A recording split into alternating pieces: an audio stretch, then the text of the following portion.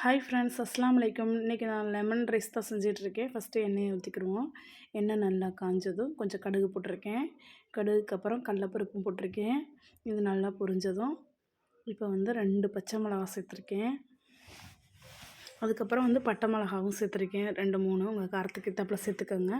அது கூட வந்து 2, 3 பூண்டு வந்து இடித்து சேர்த்துருக்கேன். கொஞ்சம் இஞ்சி வந்து துருவி வந்து அதில் சேர்த்துருக்கேன் எண்ணெயிலே. சேர்த்துட்டு இப்போ நான் கருவேப்பிலை போட்டிருக்கேன். இதை கொஞ்சம் வதக்கிக்கிடுவோம். இது கொஞ்சம் வதங்கினதுக்கப்புறம் இதோட நம்ம வந்து கொஞ்சம் மஞ்சத்தூள் சேர்த்துக்கிடுவோம்.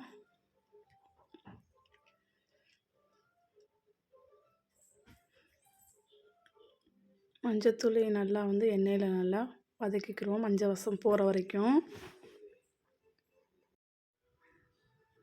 இப்போ வந்து இது கூட வந்து நம்ம ஒயிட் ரைஸையும் சேர்த்து நல்லா வந்து இந்த எண்ணெயிலே வந்து நல்லா பிரட்டிக்கிடுவோம். லெமன் ஜூஸ் வந்து இப்போ முதையே ஊற்றக்கூடாது. நல்லா இது சாப்பாடை வந்து நம்ம பிரட்டிக்கிட்டு லாஸ்ட்டில் தான் ஊற்றணும். இப்போ வந்து லெமன் ரைஸையும் நல்லா ஊற்றி பிரட்டியாச்சு. ஃபைனலாக நம்ம வந்து இப்போ கொத்தமல்லியையும் போட்டுக்கிடுவோம். இப்போ நமக்கு லெமன் ரைஸ் வந்து தயார். ரொம்ப சூப்பராக இருக்கும். அவ்வளோதான், ரொம்ப ஈஸியான டைம் தான். 10 நிமிஷத்தில் வந்து சூப்பரான லெமன் ரைஸ் வந்து தயார். டேஸ்ட்டும் ரொம்ப சூப்பராக இருக்கும். அடுத்த வீடியோவில் பார்ப்போம். பாய்.